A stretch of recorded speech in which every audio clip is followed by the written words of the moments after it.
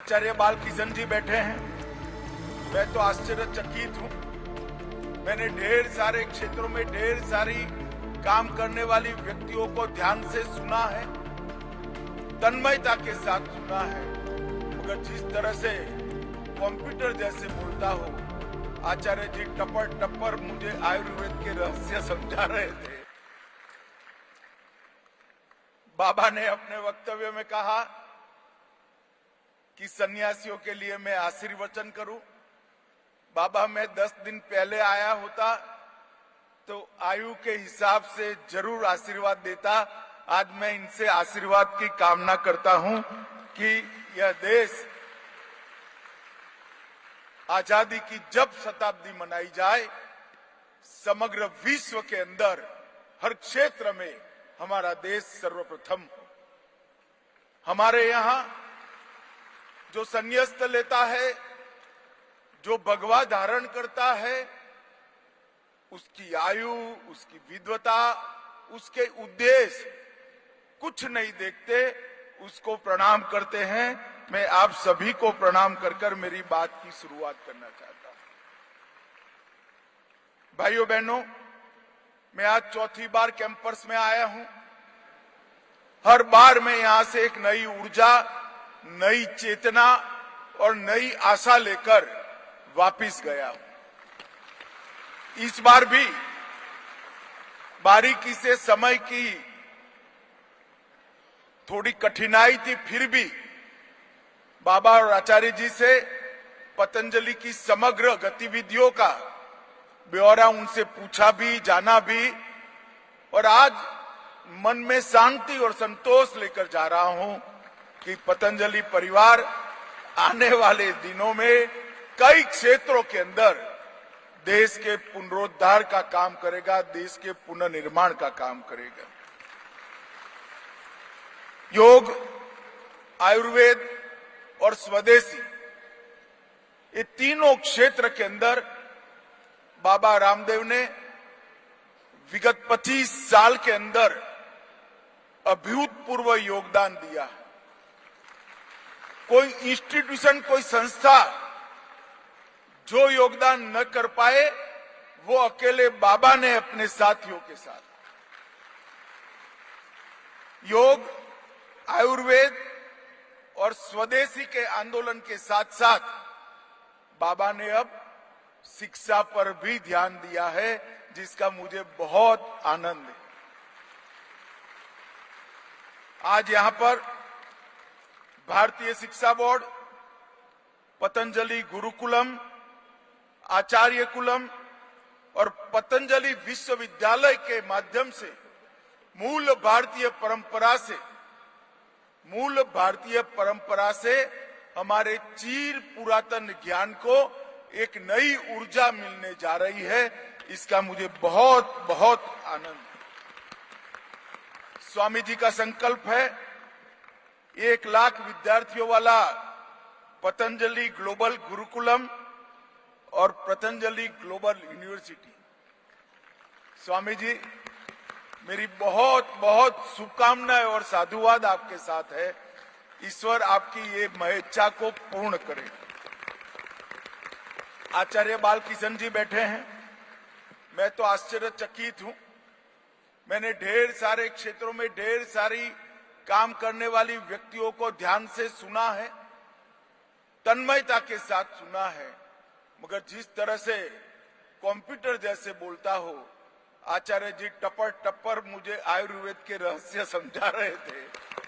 मैं आश्चर्यचकित हो गया।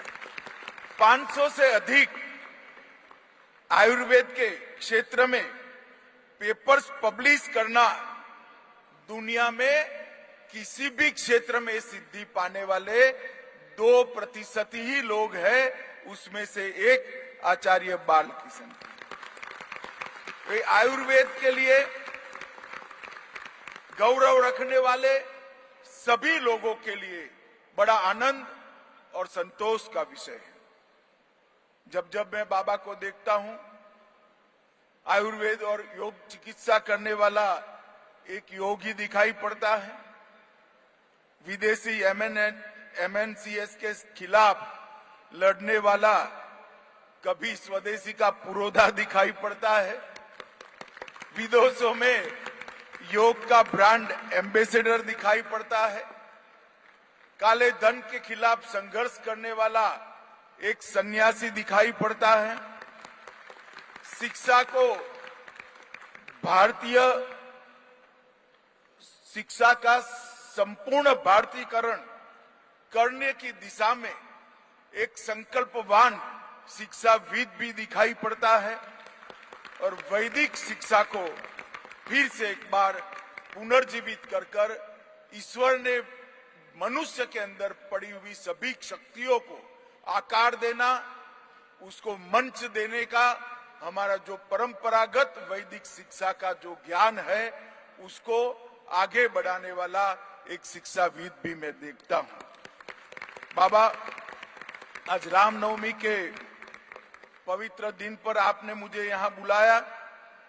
300 करोड़ की लागत से बना हुआ विश्वविद्यालय के बिल्डिंग का आज मैंने लोकार्पण किया है।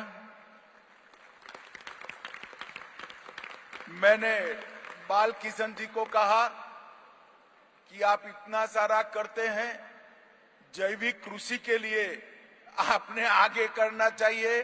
उन्होंने कहा मेरे पास मशीन तैयार है, सिर्फ 10 लाख की लागत से सारे टेस्ट हो जाते हैं। आते आते मैं दाई और देखकर भी आया मशीन को, इसके परीक्षण नहीं देखे, मगर मुझे विश्वास है जिस प्रकार का पतंजलि का रिकॉर्ड है वो सभी मानांकों में खरे उतरेंगे और 12 तरह के मापदंड इतने कम खर्चे में पूरा करना वो बहुत बड़ी बात है। करीब करीब 1 लाख किसानों को ऑर्गेनिक खेती के साथ जोड़कर पृथ्वी और पर्यावरण की रक्षा तो की ही है पतंजलि योगपीठ ने, परंतु साथ साथ में उन्होंने निरामय जीवन जीने के लिए आहार, सात्विक आहार बहुत महत्वपूर्ण होता है। ये ऑर्गेनिक फूड, जैविक आहार से लाखों लोगों को निरामय जीवन जीने का रास्ता भी प्रशस्त किया है। आज यहाँ पर चतुर्वेद पारायण यज्ञ भी समाप्त हुआ। 250 से ज्यादा सन्यासियों को मैंने अपनी आंखों के सामने देख रहा हूं और मैं आप सभी के चरणों में निवेदन करना चाहता हूं कि सन्यासी किसी एक भूमि से बंधा नहीं होता, किसी एक देश से बंधा नहीं होता।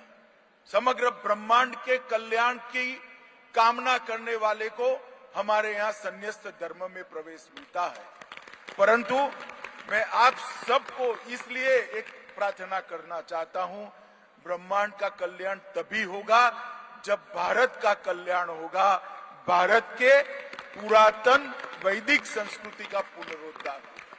तो आप सबने जो अपने जीवन का एक मिशन बनाया है उसको मैं प्रणाम कर आप सबका मन से सम्मान करता हूं।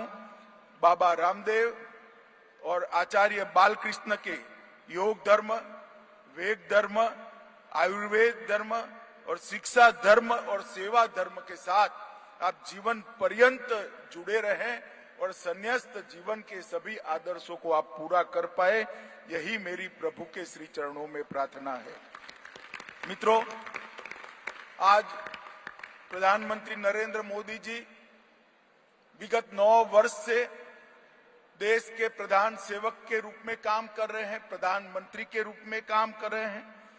नरेंद्र भाई ने समग्र विश्व के अंदर भारत, भारतीयता और भारत के ज्ञान को उनके ब्रांड एम्बेसडर बनकर विश्व में सम्मान दिलाने का काम किया। नरेंद्र भाई के प्रधानमंत्री बनने के बाद पहली ही यूएन की मीटिंग में नरेंद्र भाई ने यूएन के सामने प्रस्ताव रखा कि हमारे पुरखों ने एक